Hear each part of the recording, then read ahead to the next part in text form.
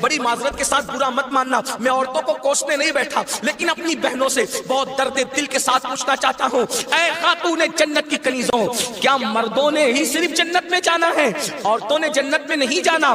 تمہاری محرومی کی حد ہے میری بہنوں کہ تمہارے قدموں کے نیچے جنت ہے۔ اللہ کے رسول فرماتے ہیں الجنت تحت اقدام الامہات، جنت تمہاری ماؤں کے قدموں کے نیچے ہے، لیکن ساتھ ہی حضور نے یہ بھی فرمایا کہ میں نے جہنم میں سب سے زیادہ اگر کسی کو دیکھا ہے تو عورتوں کو دیکھا ہے۔ آج بیٹیوں کا حال یہ ہے، اب بیٹیاں قرآن کہاں یاد کرتی ہے، اب بیٹیاں حدیث کہاں یاد کرتی ہے، اب بیٹیاں دین کہاں پڑھتی ہے؟ یہ تو گانے سنتی ہے، یہ تو سیریل دیکھتی ہے، یہ تو فلمیں دیکھتی ہے۔ اللہ اکبر! قوم کی جو بیٹی بالغ ہونے سے پہلے سیریلوں میں بھاگنے اور بھگانے کے مناظر دیکھے گی، قوم کی جو بیٹی جوانی کی دہلیز پر قدم رکھ کر فلموں میں زنا کے مناظر دیکھے گی، پھر وہ گندگی نہیں کرے گی تو کیا کرے گی؟ وہ جرائم نہیں کرے گی تو کیا کرے گی؟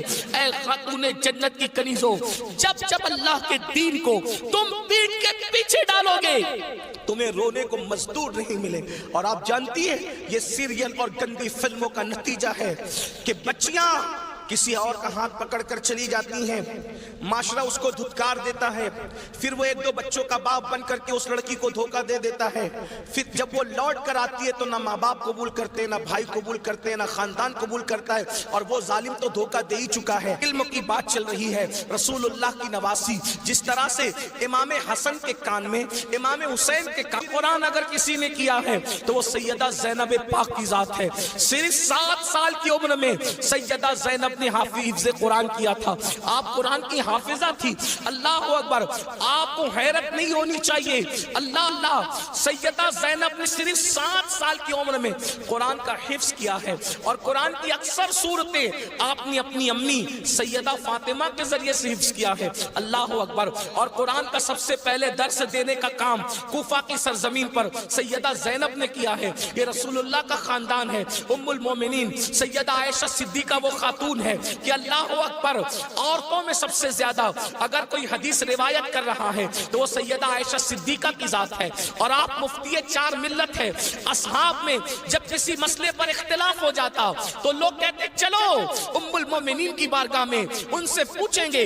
حیرت کی بات ہے، مردوں کا علم اختلاف اگر کسی کا قول فیصل کی حیثیت سے ختم کرتا ہے تو اسے ام المومنین سیدہ عائشہ صدیقہ کے نام سے جانا جاتا ہے۔ یہ علم ہے، یہ عورتوں کے پاس علم ہے۔ اسی طریقے سے اللہ اکبر، امام جعفر صادق کی بہو ہے، امام جعفر صادق کی بہو ہے، یعنی امام حسین کے خاندان کی بہو اور امام حسن کے خاندان کی بیٹی، ان کو دنیا نفیسۃ العلم کہتی ہے، اور ان کو نفیسہ مصری بھی کہا گیا ہے۔ یہ اپنے شوہر کے ساتھ مدینہ منورہ سے ہجرت کر کے مصر آ گئی تھی، اور جب مصر آئی ہے اور امام جعفر صادق کے علم کی خیرات جب بانٹنے کے لیے بیٹھی ہیں تو میری بہنوں آپ کو حیرت ہوگی، حضرت نفیسۃ العلم جسے نفیسہ مصری کہتے ہیں، جب پردے میں بیٹھ کر لوگوں کو قرآن و حدیث کا علم دیتی تو پردے کے پیچھے بیٹھ کر علم حاصل کرنے کے لیے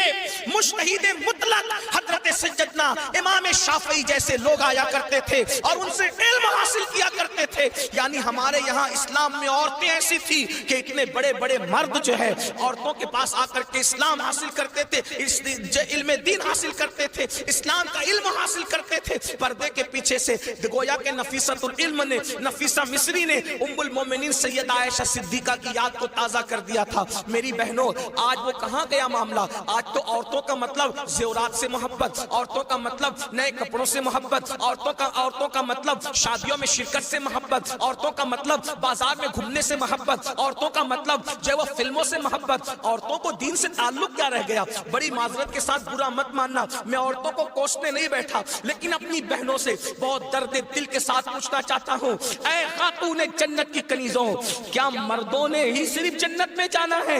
عورتوں نے جنت میں نہیں جانا؟ مجھے بتاؤ کیا کر رہی ہو اپنے دین کے لیے، کیا کر رہی ہو اپنے اسلام کے لیے؟ تمہاری محرومی کی حد ہے میری بہنوں کہ تمہارے قدموں کے نیچے جنت ہے۔ اللہ کے رسول فرماتے الجنت تحت اقدام الامہات، जन्नत तुम्हारी माओ के कदमों के नीचे है। लेकिन साथ ही हुजूर ने यह भी फरमाया कि मैंने जहन्नम में सबसे ज्यादा अगर किसी को देखा है तो औरतों को देखा है।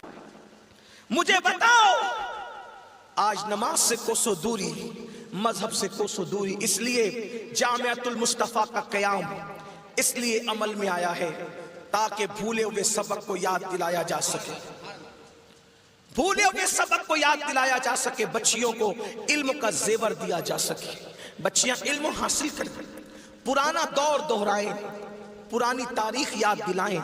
लोग कहते हैं तारीख अपने आप को दोहराती है।